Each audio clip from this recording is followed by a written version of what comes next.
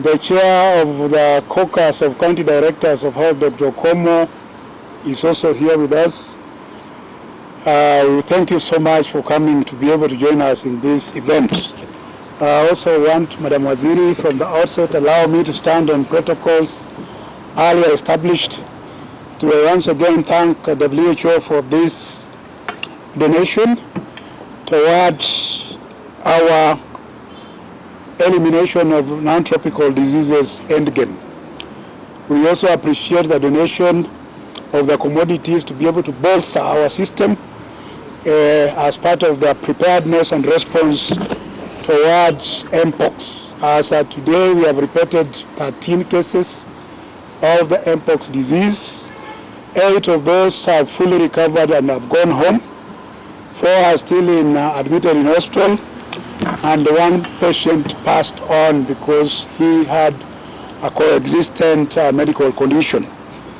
This donation is coming at a good time because only 1 month ago, Madam Waziri, you led us in receiving the report of the Joint External Evaluation to be able to determine our preparedness and our response capabilities as a country in case of an outbreak. And based on that, we saw areas where we are doing well and areas where we need to be able to up our game. I believe this donation will go a long way in bolstering our capacity, not only to respond to M.O.H, but also to the ongoing outbreak of Marburg disease in the Republic of Rwanda. In case we have a situation of a case reported in the country, we can be able to repurpose some of those commodities against that threat. We have set the bar high in terms of elimination of NTDs. We are on course to eliminate lymphatic filariasis by 2027, just like we set the bar high for elimination of mother-to-child transmission of HIV. While the global community talks of 2030, we want to do it by 2027. And we are known for breaking records, including yesterday when we broke the world marathon record in Chicago. So it is something doable. So I want to thank WHO for this donation. We take this very, very seriously because one of the medicines, 2 or 3 of the medicines that are being donated actually form part of what we call school-based deworming project. That project received the highest attention in this ministry because that project is part of the Cabinet Secretary performance contract with the President, and we report it on an annual basis. That tells you how high we have placed that particular intervention to ensure that we don't leave anybody behind as we journey towards universal health coverage. With those few remarks, allow me to call upon Principal Secretary, State Department of Medical Services, Harry Kimtai, to be able to make his remarks and take over the rest of the program. Karibu PS. Thank you, DG.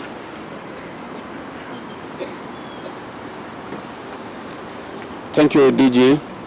Our Cabinet Secretary, Minister of Health, Dr. Deborah Barasa, WHO Representative, Regional Manager, my friend Diallo, development partners who have joined us today, the CEC from the various counties that are benefiting from this program, the county directors of medical services. Ladies and gentlemen, good morning. Good morning. Indeed, it's a pleasure to join all of you this morning, and specifically our Cabinet Secretary in receiving this consignment of donations from our development partners. Listening from the technical reports from our officers and going through those reports, we've noted that the development partners have journeyed with us all along, developing the strategies, developing the master plan, and now here today, we are joined with them when they are delivering to us these very essential drugs that is going to eliminate the neglected tropical diseases. We're also very happy that the counties have come along to ensure that they receive this consignment for the purpose of going to execute this program within the counties. The 15 counties that were chosen, I think, is because of the prevalence of these diseases, and we expect that with these donations now, that is going to help us reduce. We have been informed by the WHO that this is targeting 15 million Kenyans across the 15 counties. And therefore, as we roll out universal healthcare, that is a great step towards achieving universal healthcare coverage in the country. We do know that as we come up with these reforms in the health sector, we need partners who are going to journey with us, who are going to work with us in terms of supporting us. We all are aware in terms of the fiscal space, and specifically this financial year we had challenges with our finance bill. And today, receiving donations worth this amount that has been quoted here, and I think the figures have been mentioned by Dr. Matendejero himself, that it is something that we need to appreciate our development partners. Thank you so much for donating this to the Kenyans.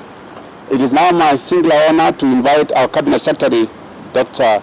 Baras Waziri.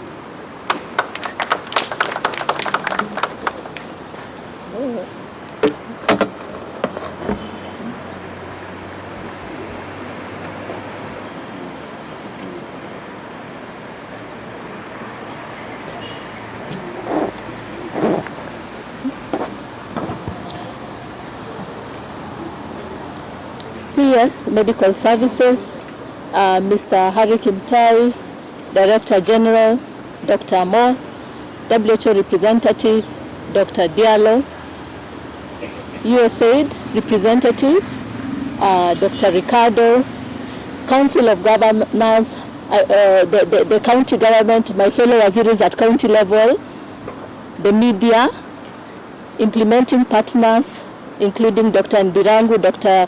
Mary, members of the media, ladies and gentlemen, good morning. Good morning.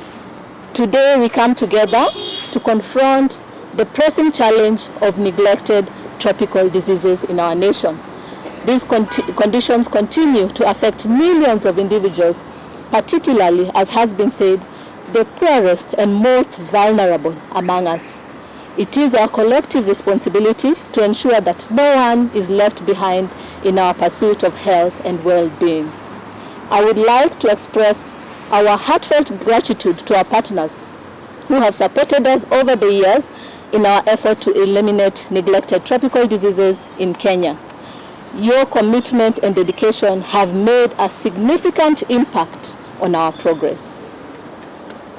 Through the implementation of targeted interventions, including the deployment of preventive chemotherapy, we have remarkable strides made against neglected tropical diseases, and the mass drug administration campaign play a pivotal role in our fight by targeting at-risk communities and interrupting the cycle of disease transmission.